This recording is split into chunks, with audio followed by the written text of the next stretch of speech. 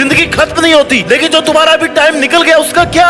ये दिन नहीं देखना पड़े इसके लिए आज से और अभी से दिन रात एक करने शुरू कर दो। तुम्हें हमेशा ये सोच करके मेहनत करनी है, ये सोच करके पढ़ाई करनी है कि बस यही लास्ट दिन है, यही लास्ट रात है और यही लास्ट चांस है। इंस्पिरेशन और मोटिवेशन की कमी कभी नहीं होनी चाहिए तुम्हारे में, क्योंकि तुम पिछले 20-25 सालों से 30 सालों से अपने माँ बाप को ना स्ट्रगल करते हुए देख रहे हो, उनको एक एक पैसे के लिए इस दुनिया की मुश्किलों से लड़ते हुए देख रहे हो, उनको बड़ी बड़ी प्रॉब्लम्स को फेस करते देख रहे हो। तो सबसे बड़े इंस्पिरेशन तुम्हारे घर में तुम्हारे सामने है। हर टाइम याद रखो कि वो कितनी मेहनत कर रहे हैं, वो भी तुम्हारे लिए, तुम्हारे फ्यूचर को सिक्योर करने के लिए। तो फिर ये बहाने मत बनाओ कि कुछ देर पढ़ लेता और फिर एनर्जी डाउन हो जाती है। भाई याद कर लिया करो अपने माँ बाप को जो सुबह 4 बजे उठ करके ना रोज मेहनत करते हैं। उनका संघर्ष, उनकी मेहनत और उनका समर्थन ना इतना काफी है तुम्हारे इंस्पिरेशन के लिए और मोटिवेशन के लिए। वो कभी कोई बहाना नहीं मारते कि आज हमारे ये हो गया था। क्या तुम पैदा होने के बाद में कभी भूखे पेट सोए हो जबकि तुम्हारी माँ घर पे है? नहीं हुआ ना कभी ऐसा।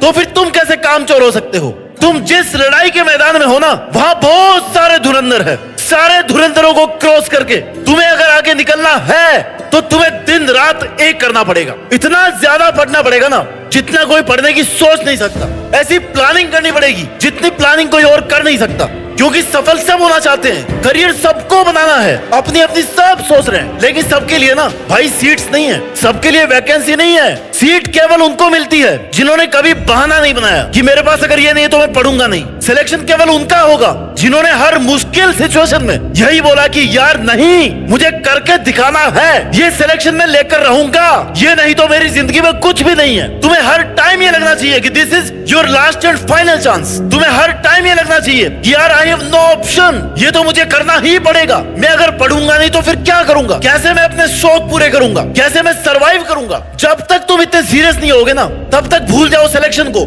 सीट को। सिर्फ सोचने से कोई आईएएस नहीं बनता और ना ही कोई एक दिन में आईएएस बनता है, लेकिन अगर ठान लेना तो बन जरूर जाता है, क्योंकि उसको पता है कि उसके लिए केवल और केवल यही एक ऑप्शन है। वो उसी के लिए जीता है और उसी के लिए मरता है। तुम्हें समझना होगा कि जीवन आसान नहीं है मेरे दोस्त। अगर बातें ज्यादा करो ना तो लोग पागल कह देते हैं, अगर कम करो ना तो लोग घमंडी कह देते हैं, और अगर काम की बातें करो तो लोग मतलबी कह देते हैं। तो फिर तो लोगों के तानों से क्यों पीछे हट रहा है? लोग कुछ ना कुछ कहते रहेंगे, इसलिए तुम जो सपना देख रहे हो ना उसके लिए तुम्हें खुद को झोंकना पड़ेगा, खुद को तपाना पड़ेगा।